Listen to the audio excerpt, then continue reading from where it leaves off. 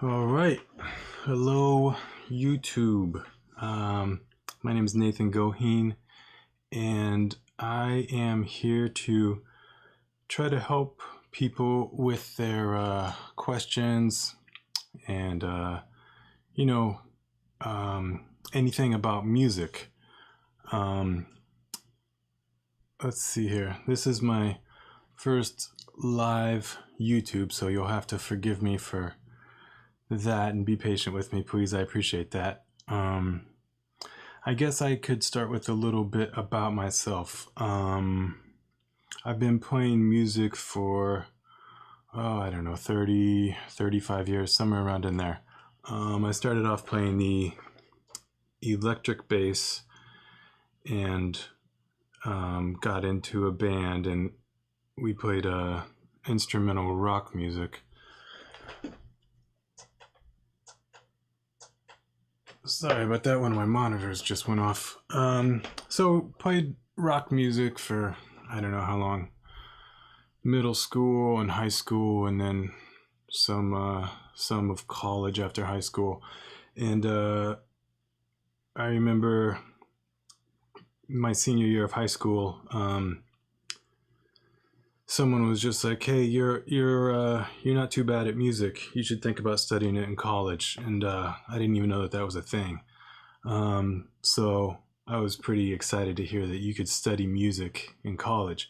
So I transitioned to the acoustic bass, and of the two musics that one could study, there was jazz and there was classical music, and I had not re-embraced classical music yet, so I studied jazz, and was in school in Kansas City for a couple years, and then transferred into Manhattan School of Music in New York.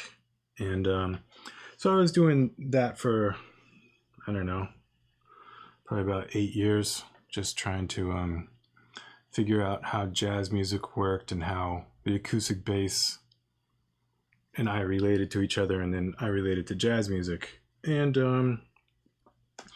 I was kind of getting to a spot where I was not really enjoying what I was doing, and so I kind of needed to take a step back and recalibrate myself, so to speak, on a bunch of different levels. And so what I kind of like, what came up to the surface was that I need to start doing music that is resonant with me. It's great to learn as many musics as you can, and so many have something to teach us, but in the end, to be really satisfying, we need to pay attention to what's going on in our hearts, and then should try to share that. And so that realization has kind of taken me on this journey of, I started writing. At first I was writing like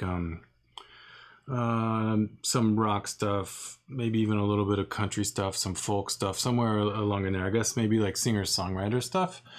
And so then it's like, okay, well, now we've got all this amazing access to technology that we did not have when I was younger in high school in my bands back then. So meaning now we can record ourselves. So I got into recording my music and kind of got into the mixing aspect of it, and just going from ground foundation all the way to completed project with varying degrees of success, of course, because I'm not a savant at music and music production and music marketing and all these different areas that are encompassed in the sphere of making music. But I've definitely learned some things, and I guess long story long, as my friend says, I just want to pass along what I've learned and help in any way that I can. So like I said, when I had my realization, um, goodness, this was like 5 or 6 years after graduating from college. I had turned 30 at the time. There was a bunch of things happening. Um, and so I realized, you know what, I need to really strip back down and get back down into the foundation and figure out what is a solid foundation for me personally, and then build up from that. And in doing that, I had to get rid of the idea that I thought I knew a lot. Um, and so that really breaks it down. What do I know? I know that music is basically, depending on how liberal you are with the definition, I'm pretty liberal with the definition, in that I consider any sound to be music. Um, but I guess for the sake of ease, we'll talk about what a music is in terms of like notes and rhythms and that sort of thing. So basically, you start off with a note, right? Let's say, there we go. That's a beautiful note right there. So, how do I relate to this note? The first thing that I wanted to do was to get myself more comfortable with my ears and with my voice, because these are our natural instruments that we've got. We interpret music through our ears most of the time. And so I wanted to get my ears as good as I could so I could learn as much about music and then have as much um, understanding of how to use it to create feelings. So, and then the voice is obviously our instrument. It's always there for us. And, it's a beautiful way, it's a beautiful bridge to bring something from inside to outside. So, if we got a nice little note like that, my first instinct was, all right, let's sing it.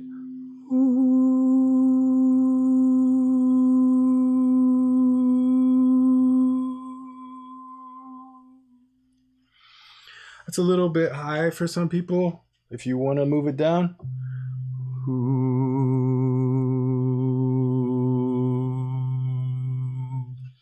Or if you want to bring it up.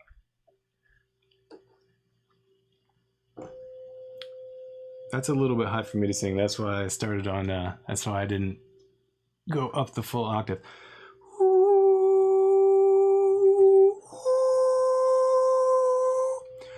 All right, I definitely do not have much vocal training at all. This is just me practicing on my own, trying to pick up bits and pieces from my singer friends. But don't look to me for good vocal technique. But what is important is to connect with your voice. Like I said, it's our first instrument, and it's such a beautiful bridge to connect what we hear with our mouths and what's inside of us. It's really literally inside of us and coming out. It's such a beautiful thing. So I think really getting connected to your voice is a great place to start in terms of what you're doing with music, what you want to do with music. Something that I did and I still love to do is figure out where your vocal range is. Find some of the lowest notes you can sing and find some of the highest notes that you can sing. And, they're going to change and be different. Don't strain yourself to the point where it hurts. Like I said, I'm not a vocal coach, but I think if you just kind of explore, pick a note that you kind of maybe just resonate with. Like, here's my speaking voice, right? So if I just pick a note like this, that's my speaking voice. So it's comfortable for me. So just kind of like explore around from there. So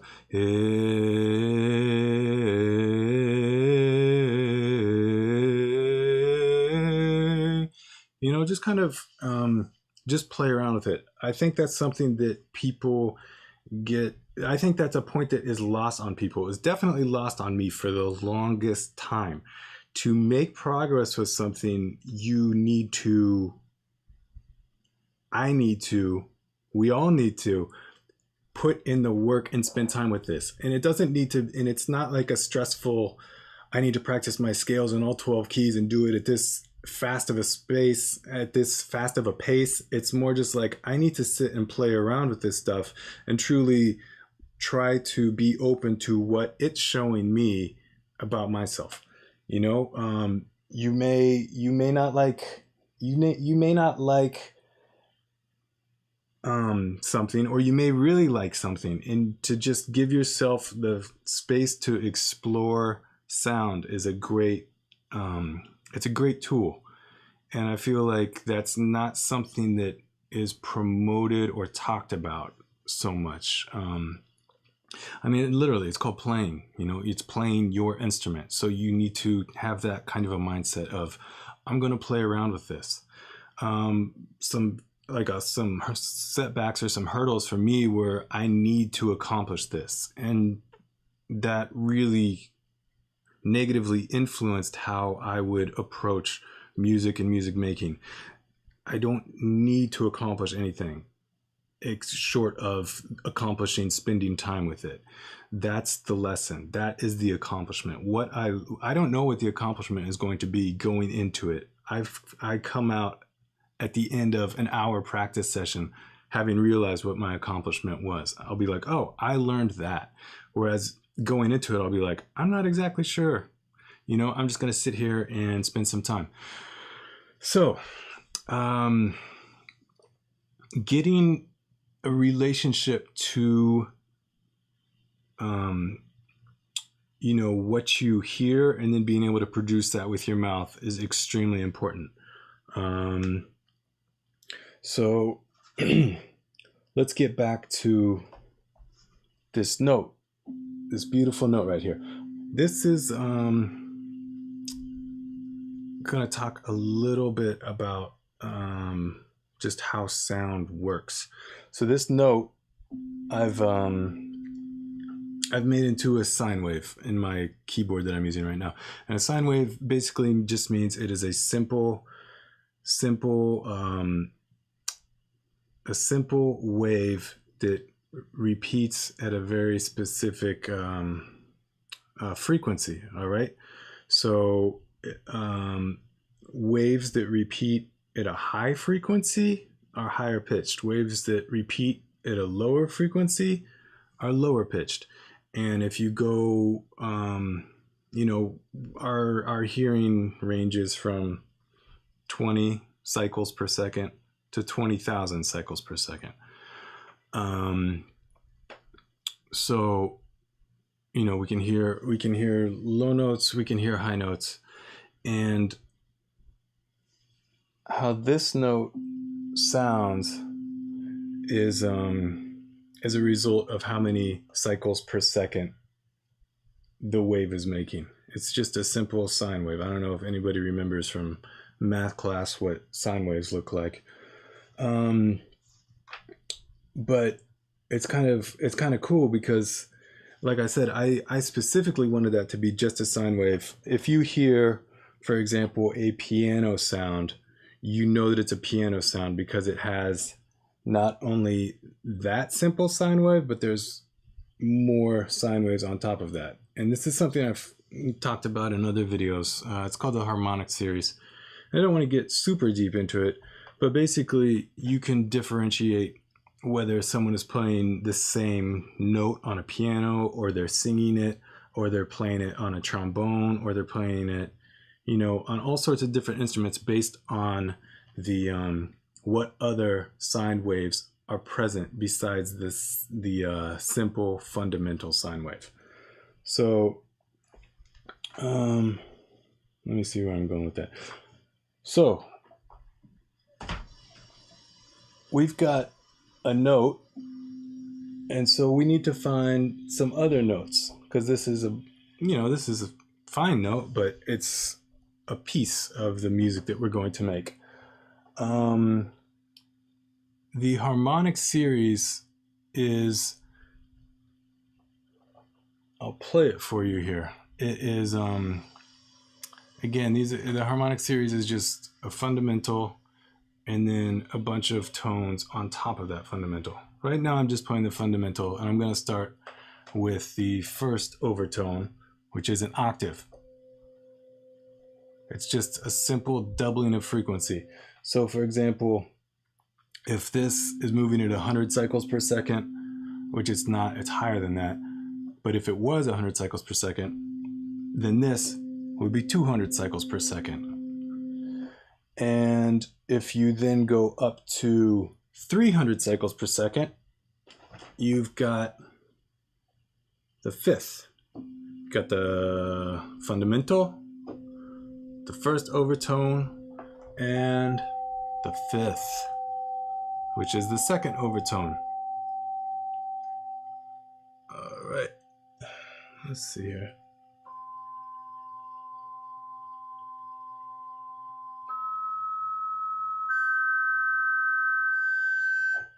All right, getting a little hot there. So basically, that order that those notes appear has informed the music that we've made going back thousands of years, and what our definition of consonance and dissonance is. So for example, this note, that is very consonant, very, very consonant. The octave is the most consonant interval that we've got. You're either doubling the frequency, again, the cycles per second, or you are halving the frequency. There you go. Okay, so after the octave, we got this cool interval called a perfect fifth.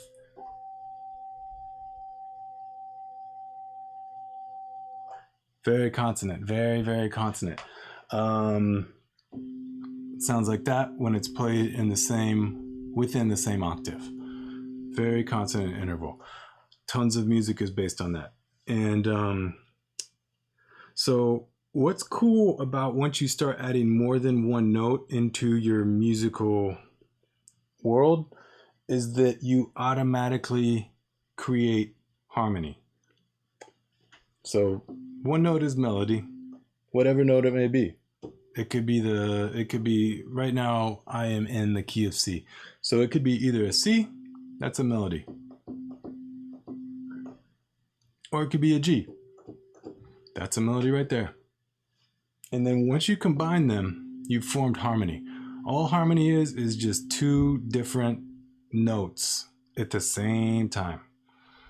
A lot of people overcomplicate this, in my opinion, but harmony is just the presence of two different notes at the same time. And this also plays into the other aspect of what makes up music. We got melody, and the other aspect is rhythm. All right, so how do you play what you play? Like, in what time are you playing it? Some rhythms are very, very powerful. You can automatically hear a rhythm to the melody. Like, excuse me, I said that backwards. You can hear a melody to the rhythm that's being played. That's, if you listen to like a jazz drummer playing a drum solo, you can hear the melodies being played by the rhythms. It's awesome. If you get somebody who's like really in command of the instrument, it's a beautiful thing. But let me go back to what I was talking about. Sorry, like I said, this is my first time doing it, so sometimes I go off. And I need to reel myself back in. But when you've got the melody right there, I know it's not a complex melody, but it is a melody. It's a tone, and that's a melody.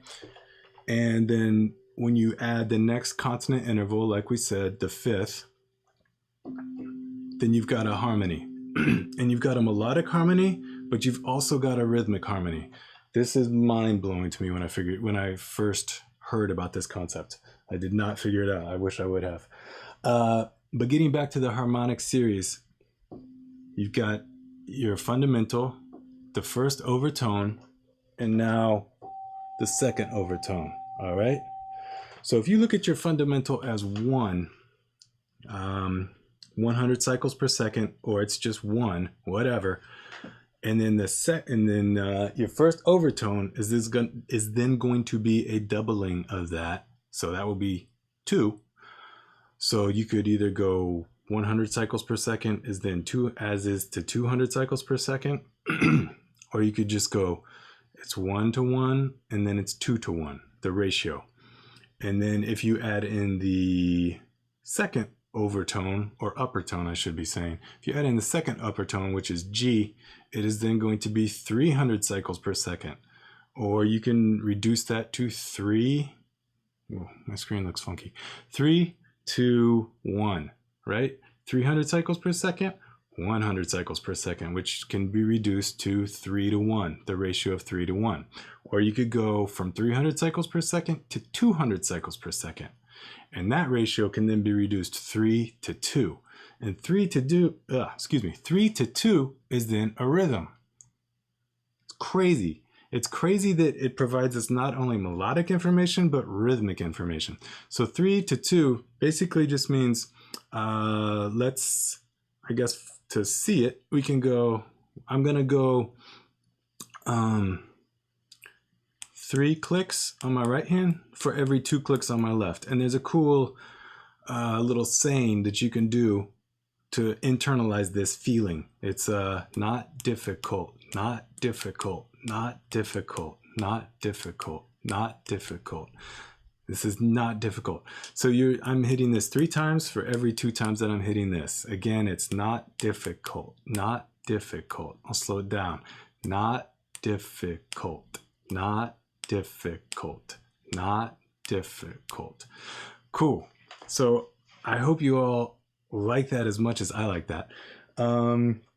But yeah, that is the 3 to 2 ratio, because you're doing it 3 times here and 2 times here. The same way that when we had our tones, the same way that we had our tones, there was 300 cycles per second and 200 cycles per second. So the way that those two relate to each other is a 3 to 2 ratio. So basically, if you take this interval and slowed down the waves that were moving at 300 cycles per second and 200 cycles per second, and you just kept slowing it down, what you would then come into is the rhythm, because we would stop to hear it as pitch and we would hear it as rhythm. Let's see here. So just within one simple note, the one simple note right there that started all of this off, all this other information is contained in it.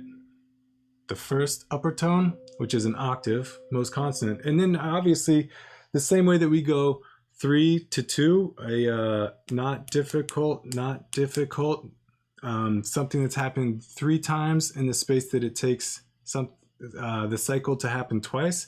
We have the same relationship between this cycle happens twice, this cycle happens once. 200 is obviously a doubling of 100. So if our fundamental is 100 hertz, then our first upper tone, the octave, is going to be 200 hertz. And that also, I was remiss for not saying, is just 2 to 1 ratio.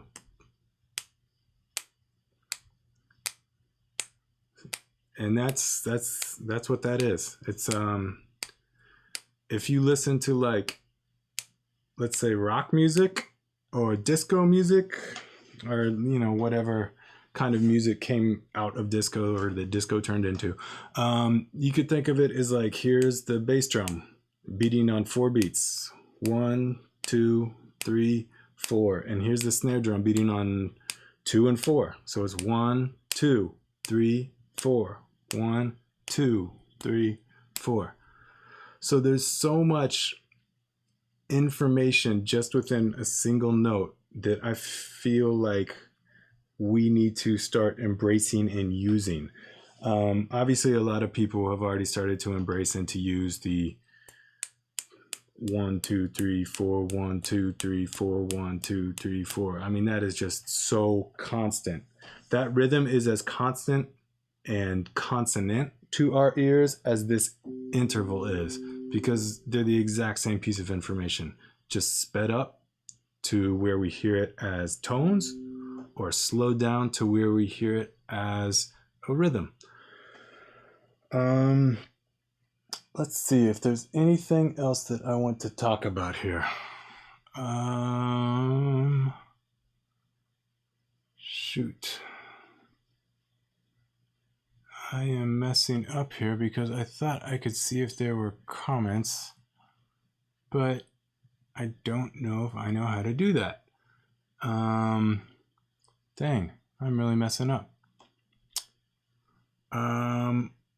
I guess if you have a comment or a question, leave it in, don't ask it in real time, but leave it in the comment section and I'll answer it there, or I'll try to answer it there.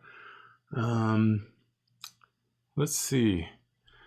So I guess since I kind of goofed up there and can't see if anyone is asking me any questions, I will probably call this a video. I hoped you liked it. I hoped that you liked it, and I will be back next Saturday at the same time, 3 p.m. to do another video. Maybe I will talk a little bit more about the next steps of creating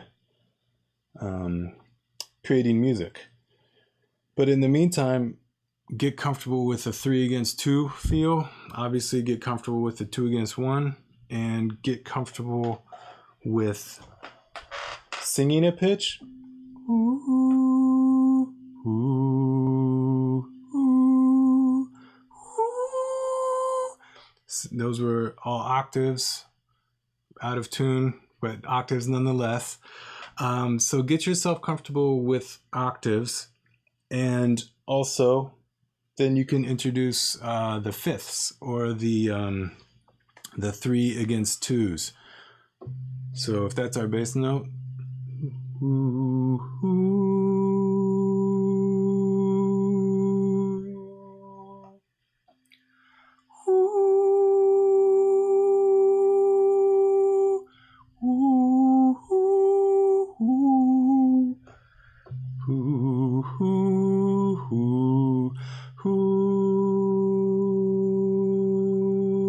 so right now I'm singing the 5th. Part of playing around with it, play the 5th and sing the root. Ooh, ooh,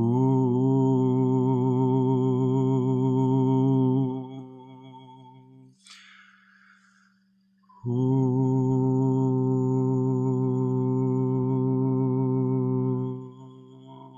Sorry, I was not singing as in tune as I wanted to. But yeah, sing the root or the fundamental, and then sing an octave above that, and then play the octave above that and sing the fundamental, and then sing the root and play the 5th above that, and then play the root and sing the play the 5th and sing the root below that. So all sorts of stuff you can do that is easy to overlook. All right, I hope you all enjoyed that. I hope it was helpful. Please let me know what I can do to help you, because that's why I do what I do. All right, it was cool to do this. I'll see you next Saturday, 3 p.m. and